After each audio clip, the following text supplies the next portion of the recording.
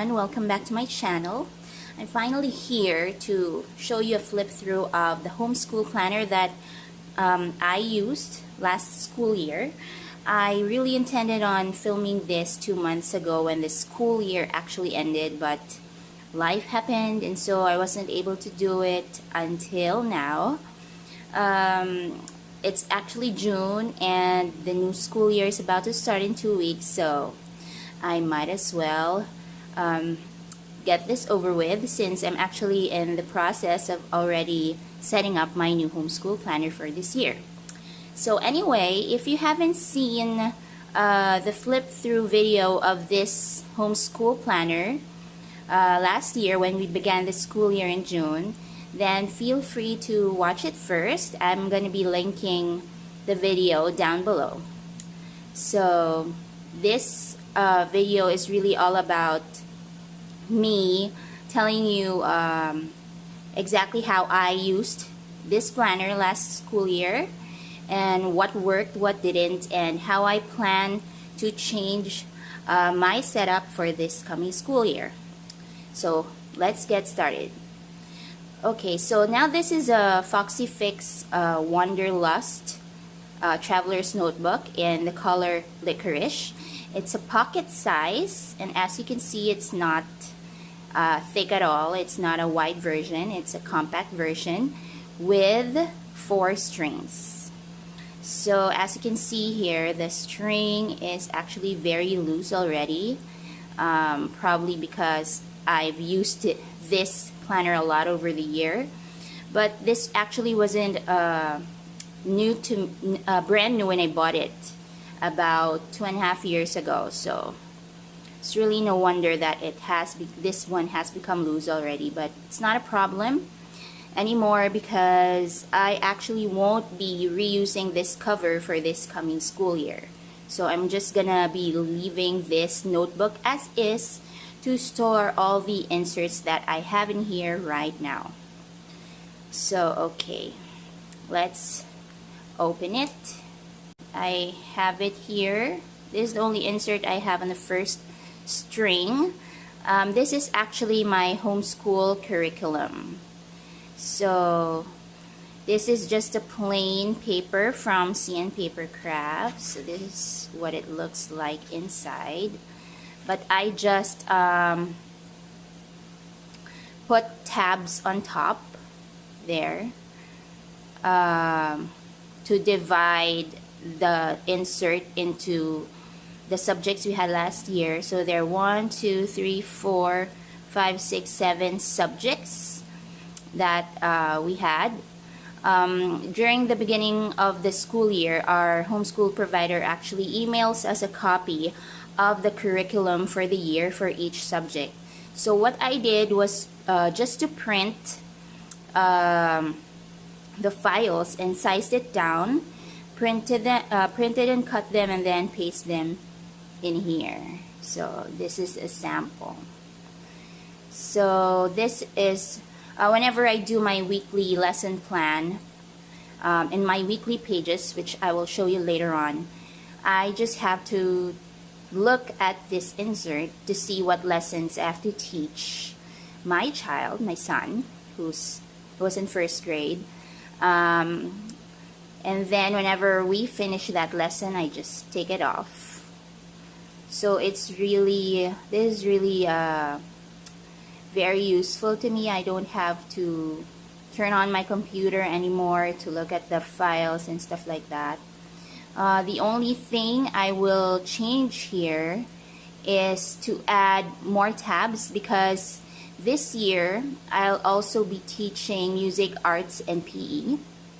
Last year I didn't have to because we enrolled my son in a music, arts, and PE class which he attended once a week. But we won't be doing that anymore this school year, so I have to teach those things to him already. So aside from that, I think I need to print everything, the entire year's curriculum on the get-go, and place them all here already, because what I did here was just print the first 2 quarters. So as you can see, this is the first and then the second quarter, but I have nothing here. I wasn't able to print the third and the fourth quarter curriculum anymore. I really intended on printing them during the third quarter, but because my son's music, arts, and PE schedule became really hectic, it really affected our entire homeschool schedule. I didn't really have time to print those anymore, so there are some blank pages in here. So in order to avoid that, I plan on printing everything already and putting them in here. So okay, now on the second insert, I have my monthly and weekly pages. So this monthly insert is just a freebie from wonderful.com. So it's just an undated monthly view wherein I plotted all the important dates, schedules, such as the MAPIC classes, when we need to pay for tuition, the schedule of the exams, field trips, etc. So this insert, this process of forward planning worked for me, so I don't plan on changing that for this school year. And then the next few inserts is what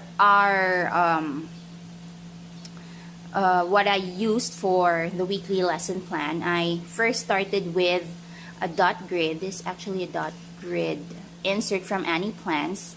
I didn't know yet which type of layout will work for me, so I was just experimenting with this one. I think I started with a vertical layout, and then I tried a horizontal layout, and then when I thought I already knew exactly how I wanted to plot things down, I got new inserts from Plannerpedia. This is one of her weekly inserts. So you can see this one box here for goals for the week, and then there's Monday, Tuesday, Wednesday, Thursday, Friday, Saturday, Sunday, and then there are spaces here at the bottom for whatever notes you want to add. So here's how I did my weekly lesson plan. So I also love this insert, but for this coming school year, I'm gonna try another insert, this time by Annie Plans. She now has a lesson plan insert, and I think it's gonna be perfect because the layout is already done in such a way that you can divide subjects already without having to mark down any columns or whatever. So there you go. This is just a page marker that I made. And here in the last string, I just have this folder that I made myself. This is my son's school ID card, and I just have sticky notes here. And then this is where I put the receipts and the deposit slips of the payments that we made to our children's homeschool, our child's homeschool provider. And in here, I just have two inserts. The first one is again from Plannerpedia. It's actually a list insert that is grid list insert, but I used it for a grading log. This was meant to be just for the first quarter, but I ended up using it for the entire year, even if it actually didn't have enough pages. Here's let me show you a page. So for example, this one in math, I made a page for his written tasks, and then another one for his performance tasks, and then I divided each section into the different quarters, and then these two columns are actually not on the insert itself. I had to make these two columns. So whenever I grade my son, I just put his score here and then the total score for the particular activity. This insert, or this process, actually also worked really well for me because the homeschool provider gives us an Excel file already wherein we can plot the grades, so it's easier for the parents. So all I need to do is just copy these scores onto that Excel file and it automatically computes everything. So this worked really well for me. The only thing I will change though is to add more pages, because as you can see, there weren't enough. I had to washi tape some extra sheets of paper in here. So okay, and then the last is just a list insert. It's just a lined notebook that I got from a Happy Meal. So it's just for random lists and notes that I have to refer to during the school year. So that's pretty much it for last year's homeschool planner. I really think this system, this TN system, worked for me very well. So as mentioned a while ago, I don't really plan on changing much in terms of how I used this planner. And I hope that with the changes that I'll be making for this coming school year, I'll be able to really perfect my system already. Anyway guys, I hope this is helpful for you guys, especially homeschool moms like me. If you have any questions about the things I used in here, or how I used this planner, please do leave your questions on the comment section down below. And also please stay tuned next week, because I'm going to be filming a flip through of my new setup for my homeschool planner this coming school year. Thanks again for watching guys. See you. Bye bye.